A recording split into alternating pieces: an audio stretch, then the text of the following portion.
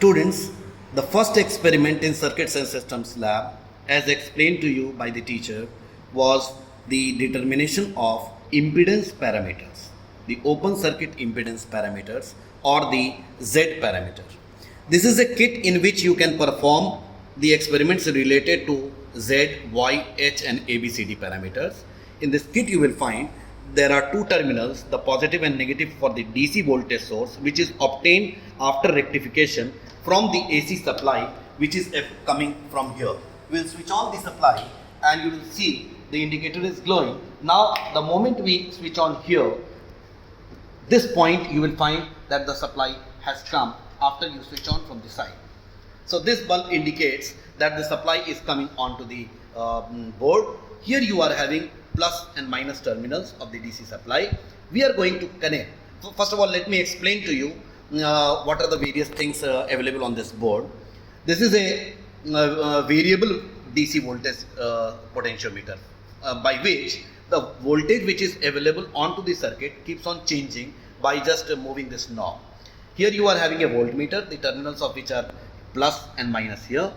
These are the two terminals of the milliammeter. You can see very well the range of the voltmeter is from 0 to 20 volt, and the least count for one small division is just 0.5 volt. So two divisions correspond to 1 volt, and here the least count is 10 divisions correspond to 5 milliampere. So one division corresponds to 0.5 milliampere. So first of all, you should see the least count of the meters before taking down the readings. And here we are having 4 different networks. 2 of them are T networks and 2 of them are pi networks. They are in fact identical networks, as you can see, and all the resistances are of the same value, 1 kilo ohm. Now, to start the experiment, first and foremost thing, you will take a red colored wire and which you will connect it to the DC voltage supply, and it will go on to the first terminal of the T network. If you connect this, then the reading of ammeter cannot be taken. So in order to connect this, we will go through the milliammeter. So the first terminal will go to the milliammeter, and then we take another wire from here, and this will go on to the first terminal. This can be a black wire or this can be a red wire, it doesn't matter, because after all just the milliammeter has been connected. In short, the plus of the battery is going on to the plus of the T network. Now, this current which this milliammeter will record is I1.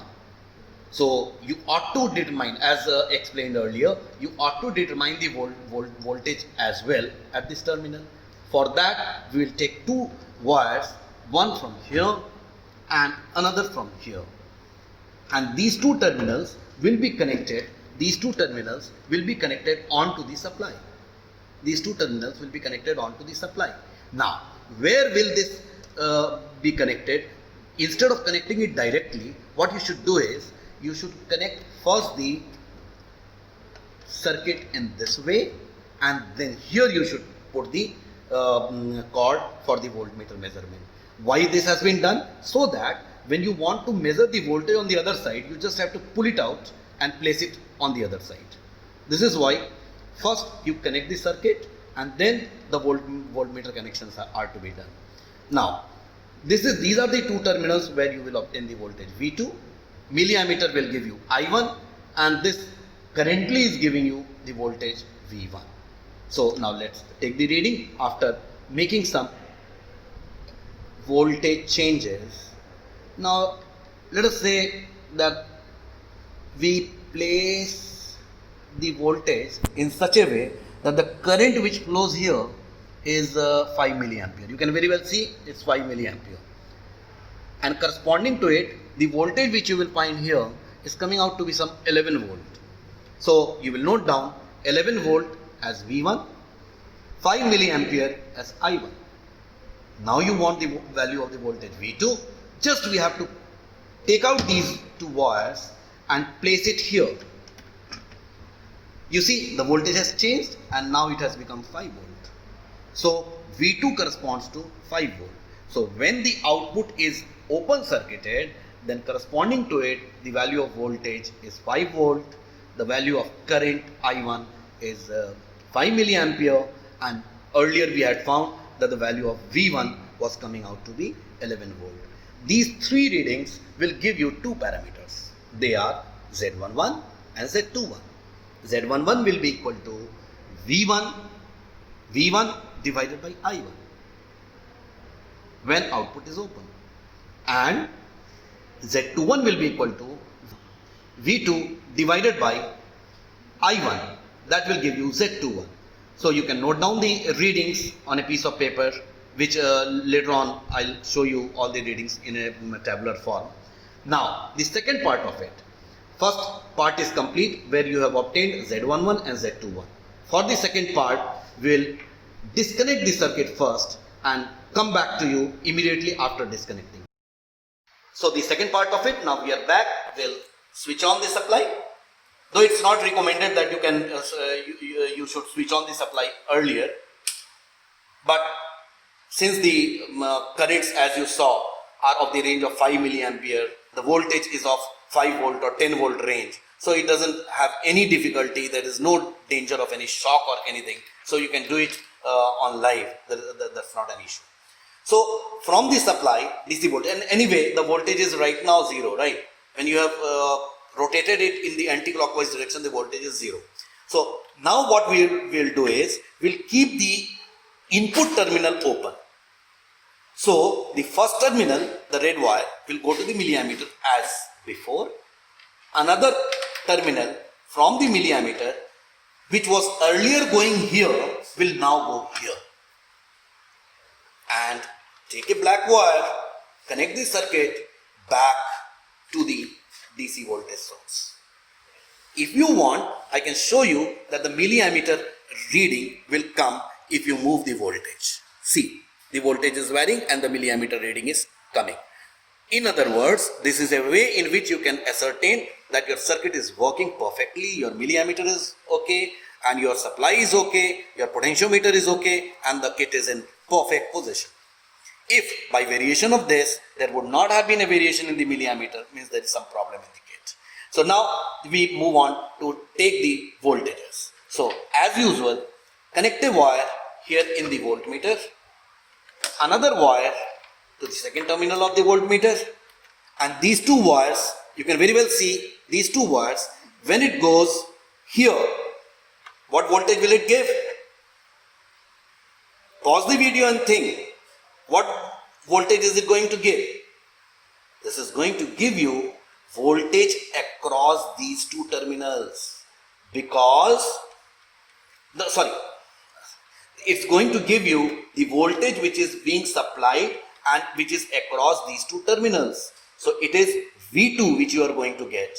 So here you are going to get V2 and here you are going to get V1. So note down the readings. V2, let us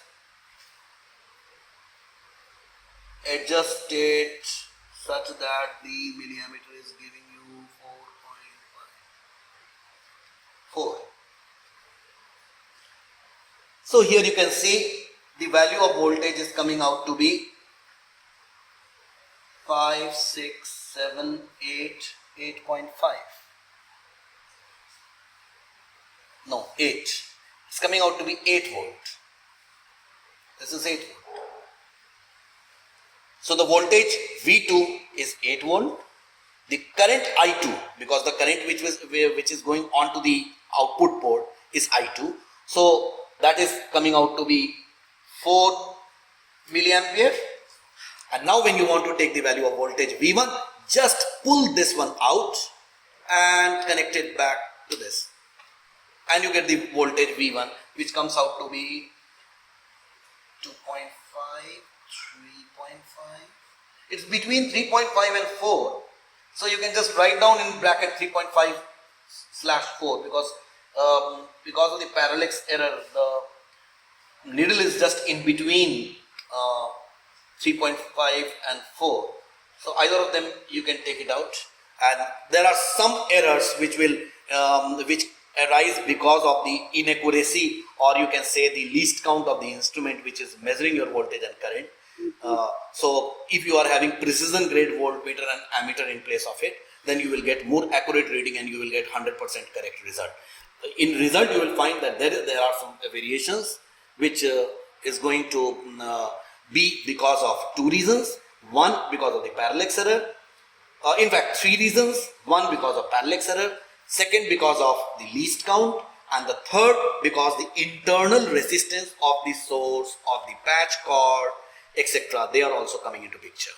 So now you have obtained the readings of V2, V1 and I2, from which you are going to get Z12, which is equal to V1 by I2, and Z22, which is equal to V2 by I2. So all the four parameters have been determined. You can see the readings which we have just taken in this sheet of paper.